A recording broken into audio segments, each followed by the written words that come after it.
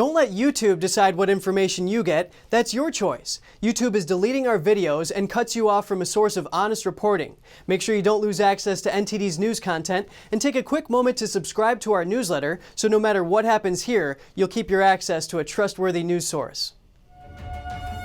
And Dr. Anthony Fauci expects the FDA to approve COVID-19 vaccines for children under 12 this fall. He made this prediction over the weekend, but not everyone agrees that vaccines are necessary for kids this young. NTD's Miguel Moreno has that story.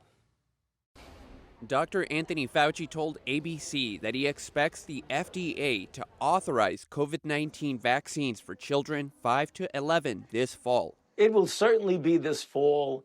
When you talk about the rollout for vaccines, again, there'll be a bit of a difference in time frame, maybe by a couple to a few weeks between Pfizer and Moderna and others.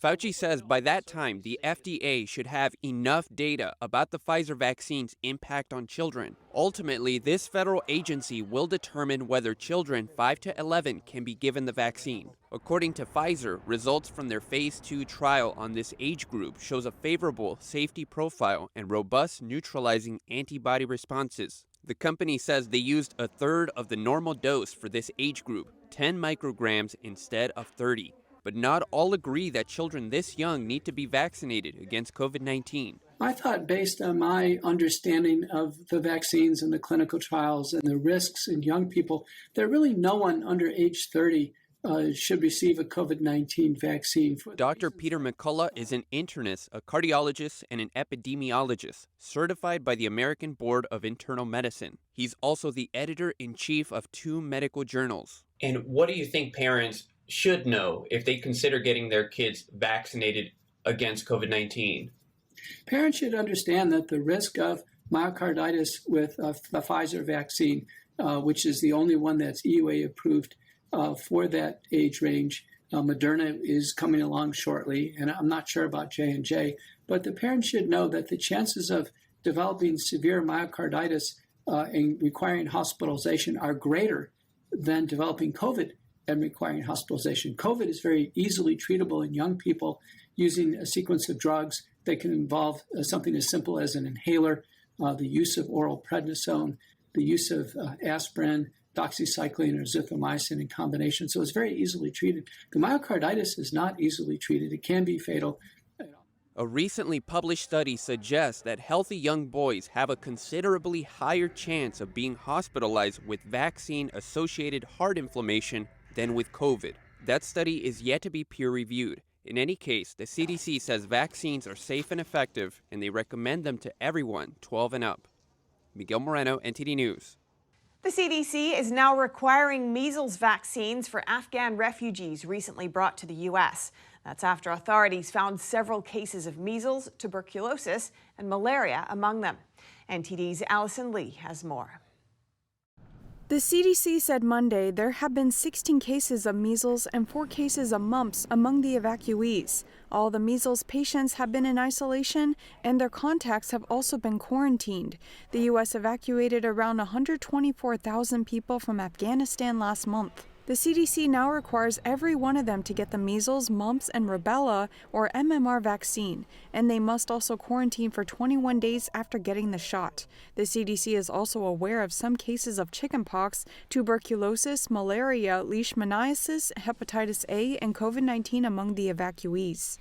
The CDC wants evacuees who are currently in third countries to get the shots and complete the quarantine before they enter the U.S. The U.S. has temporarily halted flying them into the country for this reason. Measles is an extremely contagious disease. It can infect around 9 out of every 10 people coming into contact with the virus. It was declared eliminated from the U.S. in 2000, but the CDC expects more cases to spread among evacuees. That's because only 60% of the people in Afghanistan are vaccinated against this disease, and the country ranks 7th in the world for measles cases. Although not mandatory, the CDC also recommends evacuees to be vaccinated against chickenpox, polio, COVID-19, and the seasonal flu. Allison Lee, NTD News. A group of people from Stanford University blamed one of their own professors for Florida's COVID death rates. NTD's Cynthia spoke with the professor who was targeted. Earlier this month, individuals at Stanford University linked Professor of Medicine Jay Bhattacharya to COVID death counts in Florida. The university has so far taken no action in support or against the professor. So Governor DeSantis had tweeted a picture of me with a quote that I said during one of these policy roundtables, where I said that vaccinating the old protects the vulnerable, which is true. Vaccinating the old does protect the vulnerable. Some anonymously hung posters with Bhattacharya's portrait were reported around campus. The poster had a picture of me, a big picture of me, and then it circled Governor DeSantis' name, circled me, and then put up next to it a graph of Florida death rates from COVID. At the same time, a group of faculty members circulated a petition. According to an article in The Federalist, the petition allegedly demanded the university president to clarify for the faculty the limits of public pronouncements when proclaiming on public health policy. It didn't name me directly, but it quoted me during one of these Florida roundtables on child masking, where I said, a true statement, which is that there are no high-quality randomized studies evaluating masks in children. Bhattacharya explained randomized trials are necessary in scientific research for developing evidence and determining the effects of interventions. And then it asked the Stanford president to censor me, in effect, to say that this sort of opinion by Stanford professors, fully tenured, is out of line with Stanford with Stanford's values or something, and basically, in effect, asked to suppress my academic freedom and my free speech. The petition was circulated within the university and kept off social media. Bhattacharya said Stanford has not taken any actions against the posters, petition, or his position in the university. I mean, I've gotten emails and communication from professors around the world. This has been a terrible time for free discussion in science.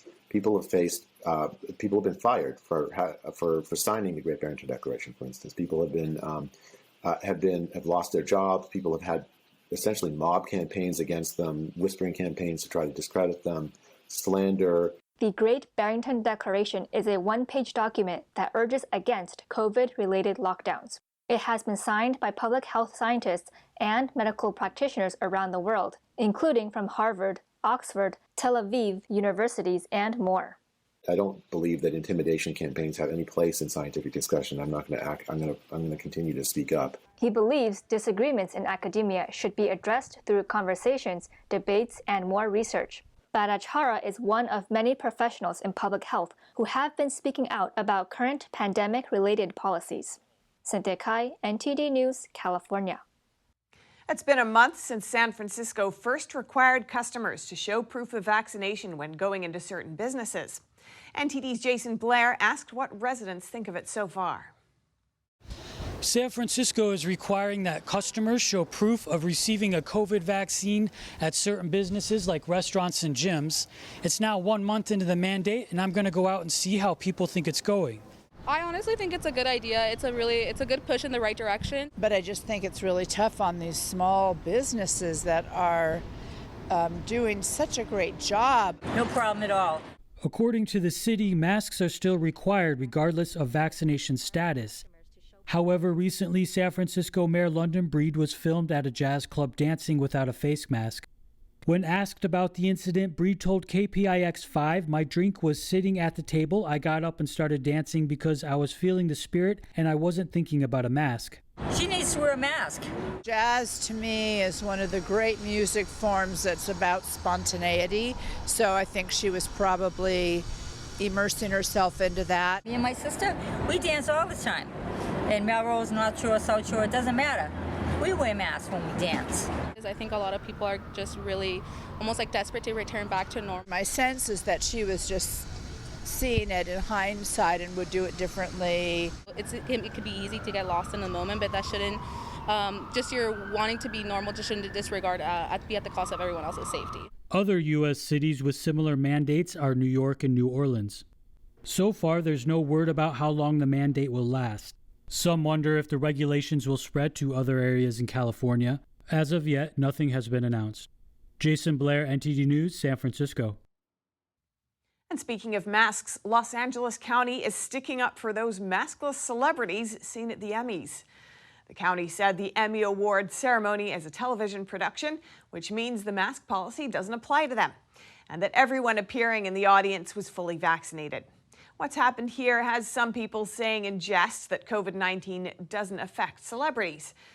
The county's public health website has a poster which currently says everyone, regardless of vaccination status, must wear a mask at all public indoor settings, venues, gatherings, and public and private businesses in the county. An Emmys producer said everyone in the audience tested negative, but that didn't stop actor Seth Rogen from taking a few jabs at the setup while he was up on stage.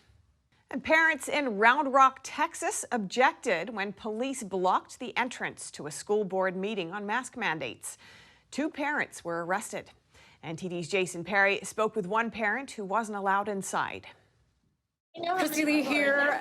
Christy Lee, along with other parents, signed up to speak at last week's school board meeting over the new mask mandates. She said the seating was limited due to COVID protocols, so many of the parents showed up early to make sure they could get a seat. Even when there were chairs available, they wouldn't let us in. So what started out very peacefully ended up getting heightened because they had positioned 2 Round Rock ISD police officers at the doors to bar us entry into this main meeting hall. Lee said that, according to a board member, there were 18 empty seats during the meeting. A woman present at the school read the officers the law that specifies that parents are allowed to attend the school board meetings. Section 26.007, access to board meetings. A parent is entitled to complete access to any meeting of the Board of Trustees of the school district other than the closed meeting held in compliance with subchapters D and E. They are not in closed meeting. Did you let any of these people in? Meeting. We should be inside of there right now. That's true. One parent, who is a pastor in Round Rock, attempted to bypass the officers. He's trying to peacefully walk in. It trumps the school district's policy. Okay. One of the fathers, his name is Jeremy Story, he was like, I'm going to put my hands behind my back and I'm going to just peacefully walk past you according to the law that's been read to you over and over again. And they push that, you can see them push him away, forcibly push him. He falls to the floor in part. It's all very back and forth. Lee also said that at this school board meeting, unlike the previous one, people weren't notified when it was their turn to speak. But a parent who was in the meeting tried to speak up. When he was giving his speech, he was saying, I extremely object to the rest of the parents being outside there. They can't be in there. It's against state law. And then they just cut him off and yelled with him and directed the police officers to drag him out of the meeting. Both parents were arrested last Friday, 3 days after the meeting, reportedly for disrupting a public meeting. It is very clearly, in my opinion, an intimidation tactic. What other parents are going to want to continue to press on if they have to worry about getting arrested and spending the night in jail just for dissent? According to KVUE, Round Rock Independent School District released a statement saying they had abided by the Open Meetings Act. The public had access to the meeting room until capacity limits were met, and also to an overflow area where video and audio of the meeting were live streamed. Community members had the opportunity to address the board either in person or via Zoom. Texas Attorney General Ken Paxton on Thursday tweeted, "Another win. Round Rock ISD has been ordered to follow Executive Order 38. No mask mandates are allowed. They are clearly illegal." The next Round Rock School Board meeting is scheduled for Wednesday. Jason Perry, NTD News. And just how likely is real estate giant Evergrande to collapse? And how will that potential collapse affect the global economy? NTD spoke with an economist to find out. Evergrande's chairman wants you to believe his company is going to be just fine, but many aren't so sure. I think that it's inevitable that Evergrande ends up defaulting because the reality of the company is that it's incapable of fulfilling its financial commitments, not just the short-term ones, but also the long-term ones. Because if you look at its cash flow generation, since 2012, it's been extremely poor.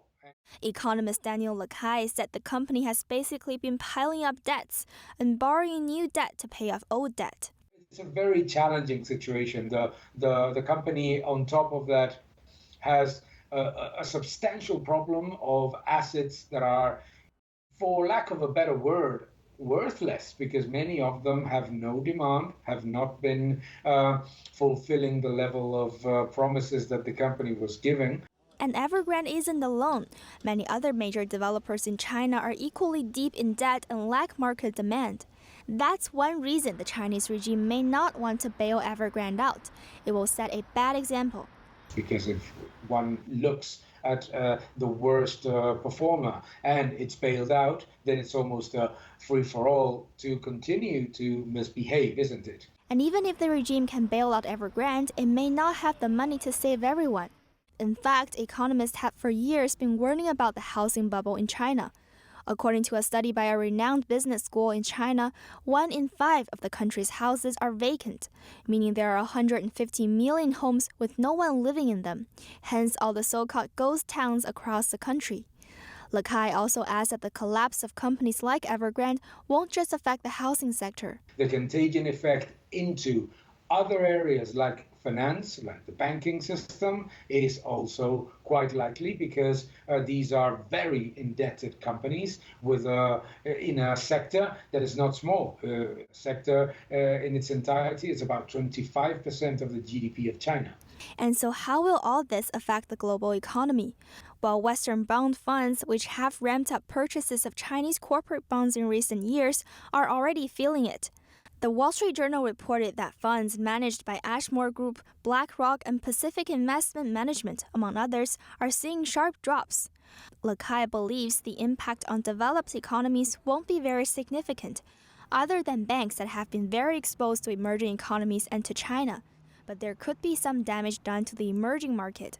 China has played a very significant role in the financing of very questionable projects all over Latin America and frontier economies in Africa. Therefore, many of these economies that have relied on Chinese lending for very, very doubtful projects are going to see a credit crunch.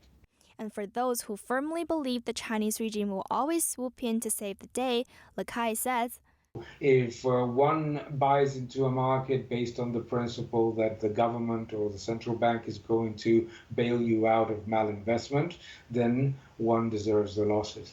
Penny Zhou, NTD News. A Russian company is using deepfake technology to make Russian actors look like famous American Hollywood actors with their permission. And that's not all the technology can do. If you think this is Bruce Willis, you're wrong. It's an authorized deepfake. Russian company Deepfake used an artificial neural network to impose his image onto the face of a Russian actor. The ad should play well with people over the age of 35 who are familiar with the Die Hard movies Willis starred in. Branding and advertising experts estimate that Willis can get between $1 to $2 million for it. Deepfake technology opens up endless possibilities for the film industry, but has drawn some criticism over fears that political messages could be fabricated. Like this clip, for example, it's not Obama talking, but rather comedian Jordan Peele. Just take a look how real it seems. We're entering an era in which our enemies can make it look like anyone is saying anything at any point in time, even if they would never say those things. But the Russian company is going ahead with it, and they say it's not an easy thing to do. The process of teaching neuron algorithm takes some time. The first video, a training one, takes about 15 to 17 days to make. However, after that, we can speed up the process and produce footage up to 4K resolution. Something we're working on now, generating faces in 4K in 3 to 5 days. The possibilities of using deepfake in video production don't end with replacing one actor with another. A Russian TV channel used deepfake services to make one of the actors look 15 years younger. In the episode, one of the characters was recalling the events that happened a long time ago when he looked much younger.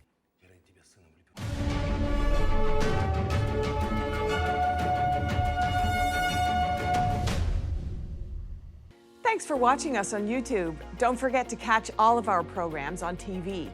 NTD Evening News is on every weekday at 6:30 p.m. Find your local NTD channel at ntd.com/TV.